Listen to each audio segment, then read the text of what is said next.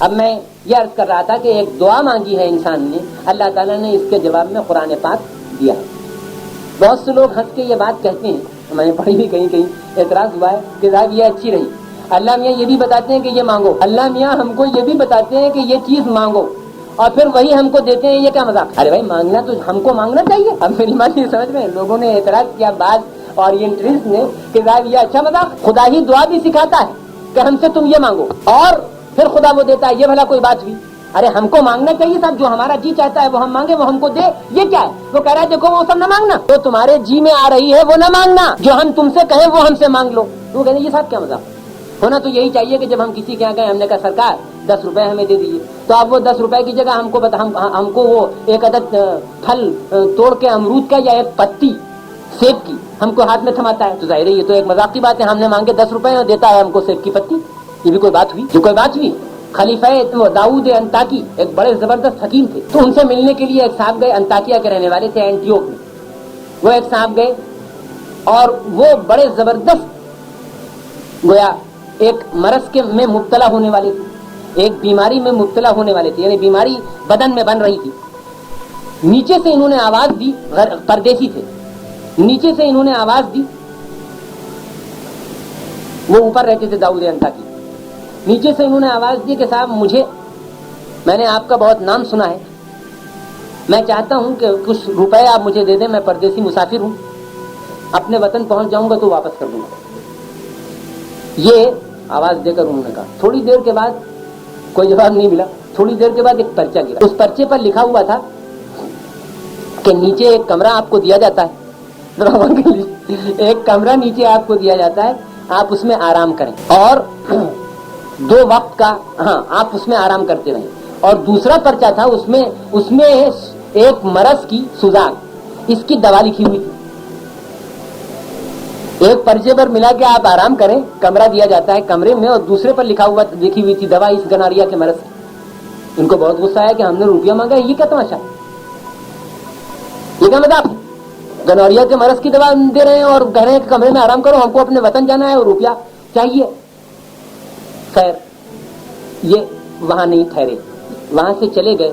چوتھے دن پیشاب میں خون آنا شروع ہوا اور اتنی زیادہ تکلیف بڑھی کہ چلنے پھرنے کے قابل نہیں رہ گئے، پاؤں پھیلا کے چلنا یہ آدمی کے لیے ظاہر ہے کہ سفر میں تو اس زمانے میں لوگ پیدل سفر کرتے تھے یا گھوڑے وغیرہ پر ممکن نہیں تھا۔ پریشان ہوئے، اب بہت پریشان ہوئے کہ کیا کریں۔ اس کا علاج بھی انہوں نے کرنا چاہا تو لوگوں نے وہی ان کا داؤد انطاکی کا نام بتا دیا کہ صاحب وہ انہیں کے ہاتھ جائیے۔ پھر یہ پلٹ کے وہاں گئے، اب کی بار ملاقات بھی ہوئی تو انہوں نے کہا کہ اس دن جب آپ آئے تو وہ میرا ملنے کا کسی سے وقت نہیں تھا، اب آپ آئے تو میں آپ سے ملاقات کر رہا ہوں۔ ان کا صاحب یہ میری کچھ سمجھ میں نہیں آیا کہ یہ آپ نے کیا بھیج دیا۔ ان کا اب بھی آپ کی سمجھ میں نہیں آیا، ابھی آپ کو شروع نہیں ہوا؟ کہنے لگے کیا نہیں شروع ہوا؟ ان کا بیماری؟ ان کا ہاں صاحب وہ تو آج صبح سے یہی تکلیف ہے۔ کہنے لگے جی ہاں، آپ کی آواز سے میں یہ سمجھ گیا کہ آپ کو سوزاک ہونے والا ہے۔ یہ کوئی نئی بات نہیں ہے اطباء، آپ میرا سمجھ گئے کوئی جادو۔ حکیم نابینا صاحب علامہ اقبال کے جو معالج تھے، حکیم تھے، اور آج بھی ایسے اطباء موجود ہیں اور آج سے 20-25 سال پہلے تو موجود تھے، جو نبض دیکھ کر یہ بتاتے تھے رات آپ نے کھائے کیا، صبح کی نبض دیکھ کر آپ کو یہ بتاتے تھے کہ رات آپ نے کیا کھایا، کیا چیز آپ نے رات کو کھائی، چاول کھایا کہ بریانی کھائی کہ تیل کھایا کہ گھی کھایا، یہ بتانے والے موجود تھے اطباء۔ اب تو آپ کے ڈاکٹرز ہیں، وہ تو ہر چیز آپ کی ایکس رے سے دیکھ کے بتا سکتے ہیں، باقی وہ کچھ نہیں۔ اس وقت کے ایسے اطباء اور ایسے لوگ موجود تھے۔ تو داؤد انطاکی نے بھی یہ بات کہی، میں نے ایسے اطباء اپنی آنکھی سے خود دیکھیں جن کا یہ انداز ہے کہ وہ آپ کو یہ بتاتے ہیں مرض نبض دیکھ کر، قارورہ دیکھ کر آپ کا مرض بتاتے ہیں کہ یہ بیماری ہے۔ خیر صاحب تو وہ داؤد انطاکی صاحب نے کہا کہ صاحب میں سمجھ گیا کہ آپ نے جو پکارا تھا، آواز دی تھی، تو میں یہ سمجھ گیا کہ آپ کو سوزاک ہونے والا ہے، اور جب آپ کو سوزاک ہونے والا ہے تو آپ سفر کرنے کے قابل نہیں ہے جو آپ روپیہ چاہیے آپ کو۔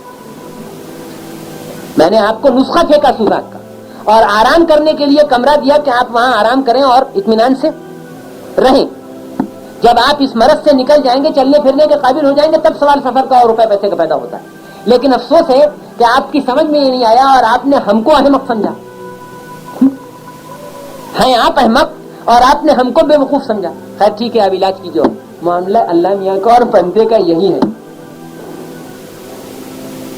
یعنی بندہ اللہ میاں سے روپیہ مانگتا ہے لیکن اللہ میاں بندے کو سوزاک کی دوا دینا چاہتا ہے۔